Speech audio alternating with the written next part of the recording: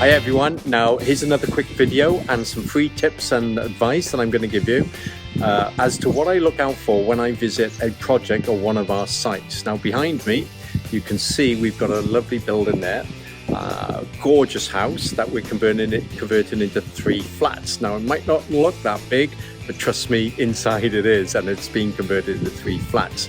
Now the first thing I notice when I come to site is health and safety. Now as you can see, this is the rear entrance, okay, of this particular property, and there's no health and safety signs up warning people that this is a construction site. And worse still, it's not even got a door, or the gate is missing, so any child could actually come on here, or anybody for that matter, and they could end up injuring themselves. Now, as we know, health and safety is incredibly important, regardless of how big or small a project is. Now, what makes this worse, of course, is that any child could come in here, they could climb that ladder lock, go all the way up to the top, and they could end up causing or, incurring a huge catastrophic injury or even death. Now, there's no gates, there's no barriers to protect the child from going up or prevent the child from going up there either. So incredibly important.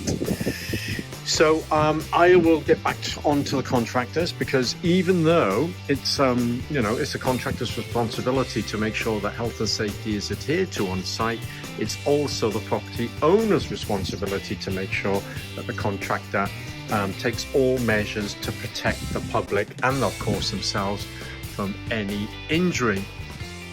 Now the other thing I look for very often is, now as you can see, the windows have been installed, okay, and by the looks of it we're ready to re-roof or re-slate the roof, and we're also ready to render the outside walls.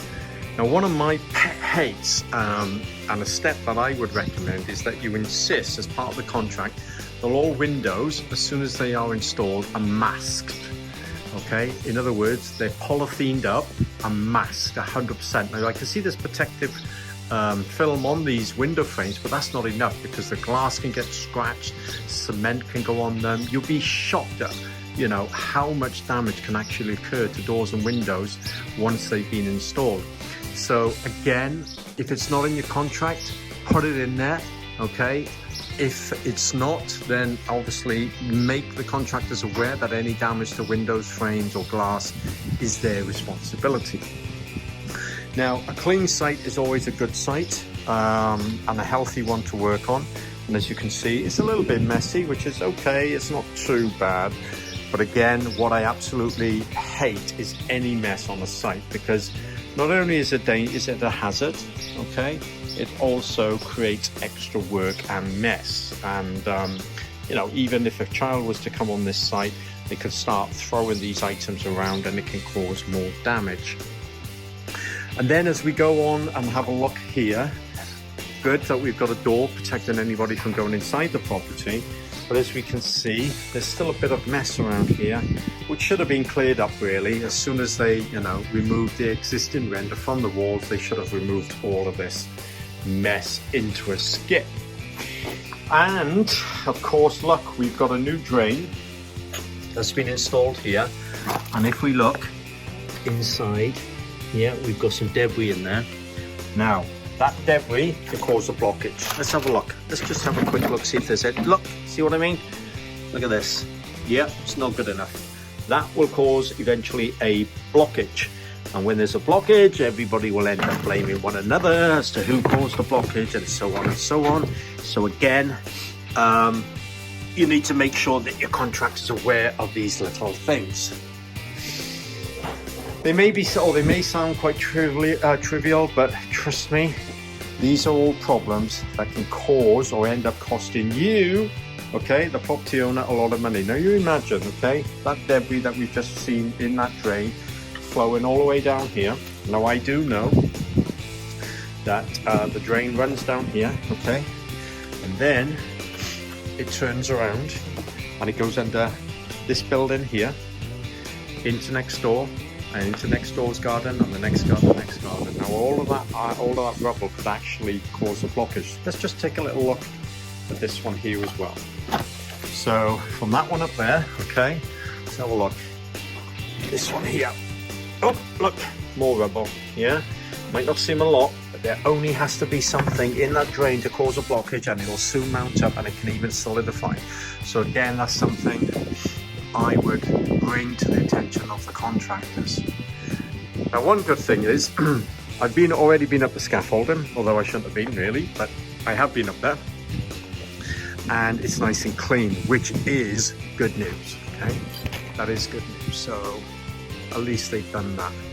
It is very, very important that the contractors do their very best to protect your site and other people, because if they don't and an accident occurs, then believe you me, it'll come down all on you. And I've been in that situation before where there's been a horrendous accident on the site. Could it have been prevented? Possibly. Thankfully, nobody was to blame. It was just a horrendous accident. But the way that it made me feel, and obviously the person that was injured and their family, was horrendous. So if you can avoid injury and get your contractors to take on board how important health and safety is, you're halfway there, trust me.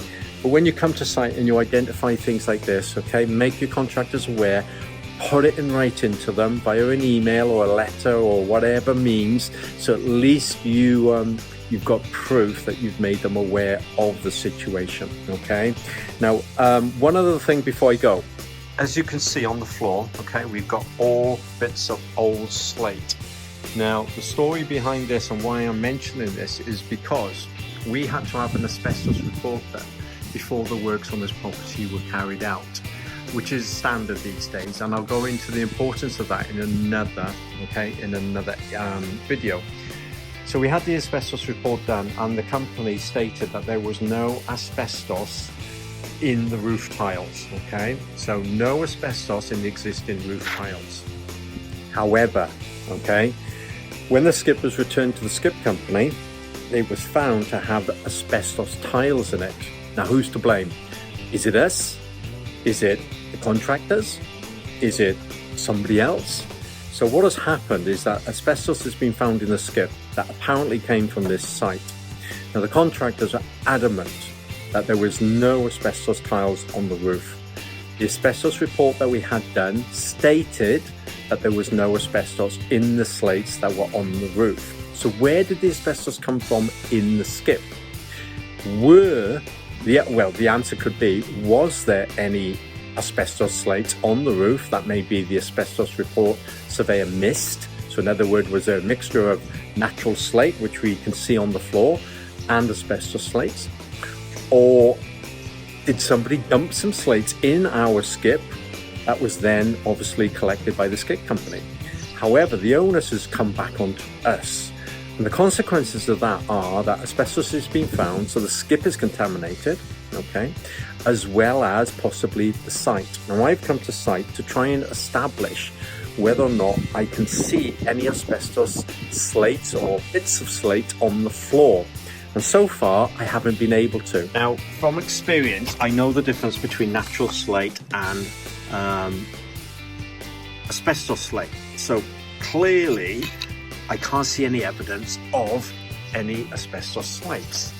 So where do we go from here? Now, the contractor is saying there's no asbestos, okay, slates on this site. The report states there's no asbestos slates on this site, but the skip company categorically state that the slates, or some of the slates in the skip, contain asbestos. Now, those slates have been tested by an independent laboratory and they've confirmed there is asbestos. So now we've got an issue whereby it's going to cost thousands of pounds to not only clear that asbestos from the skip properly and in accordance with legislation, but also then to decontaminate the skip itself. Okay, so you're looking at least £1,000. Now, if for example, I get the surveyor back here and they do find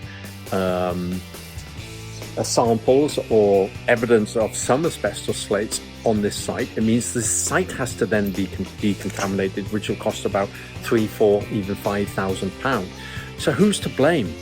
Well, the asbestos report company is stating that a contractor should have asbestos awareness training. So if when they were stripping the roof, they came across any slates that looked suspicious, they should have stopped work and they should have got the asbestos report company in to analyze slates. Now the contractors are saying they didn't come across any, and so far I haven't found any evidence. So it might well be that the skip that does contain asbestos slates may well have had those slates thrown in there by somebody else. So where do we go from here? Well, where do we go from here? Somebody's got to pay some money. So can you see how important it is that you have a thorough asbestos report done before you start any work, so that the contractors are then made aware if there are any issues. Now there was some asbestos on this site, but it was inside in the chimney breast. So the asbestos company had to come in and remove that safely in compliance with legislation. Once that was done, then the contractors could start work.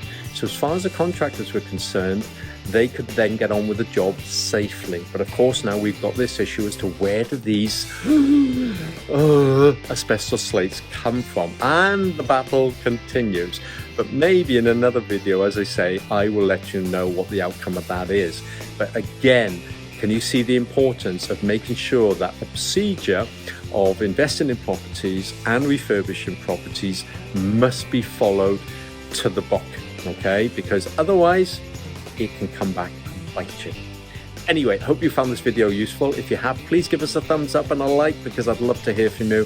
Subscribe to this channel, and again, I can send you all the free tips and advice that we have as we upload them, and you'll get those uploads automatically if you subscribe. So until next time, my name is Roy Derrick. I will see you again in the next video. Ciao for now.